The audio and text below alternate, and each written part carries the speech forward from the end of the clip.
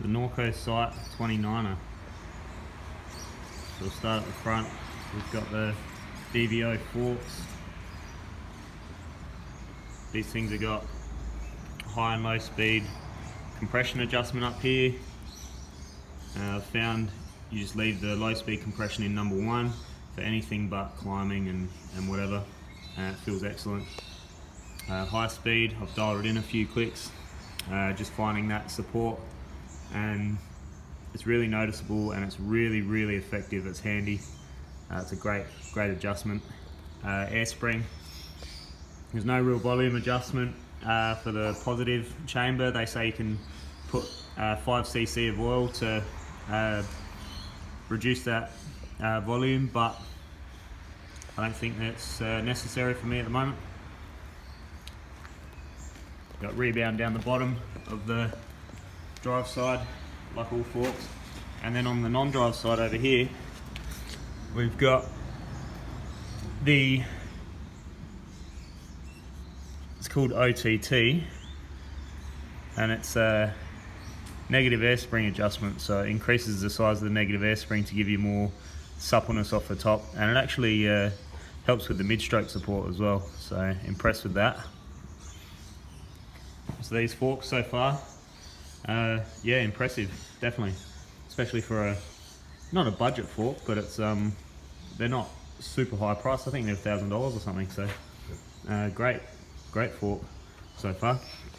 29er wheels. We'll go on the other side and look at the labels. That's the WTB I-29, and these wheels feel really stiff. They're 29mm internal, tubeless. I had the boys set them up tubeless at the shop, so thanks for that. Wheels feel great. It's just a Maxxis DHF XOTR on the front, so definitely prefer a 3C. It's a bit skatey. Definitely, if you were to buy this bike, you'd take that off, put a 3C on and save it for the back. Use it as a back tyre once the back tyre wears out. 800 wide bars, which are too wide for me obviously, but gives you the option to cut it down to whatever size you want. This is a size large bike, so it comes with a big bar. Level brakes, so SRAM levels. They're alright, not a lot of power, but consistent feel, so all good. I'm not feeling like they're like I'm missing too much. So it's a 140mm travel bike, so you don't really need a spec with massive brakes. Rotors, I think it's 180 on the front, 160 on the back. I'd have to double check that, but I think that's what it is. Pretty standard float, DPS, Evol on the back. Feels alright, yeah, it does its job. Took me a while to find the sweet spot on it. It's quite chattery if it's too firm, and blows through the travel quite easily if it's too soft. So you got to be right on the money, but once it's on the money and you get that rebound right, which is relatively fast, it's really good. It's got 3 position lockout, so pretty standard. You can fit a drink bottle in there, which is good. 67-degree head tube angle. 175 cranks, which are too long.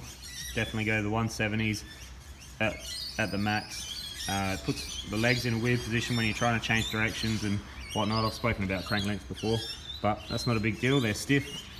And SRAM GX Eagle always works flawlessly. Super impressed with it. It's a carbon frame. The only thing that's not carbon is these chain stays.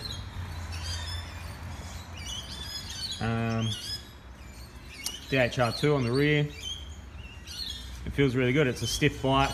It's got a fairly entry-level dropper post, so the Transit X 150mm dropper, which is great.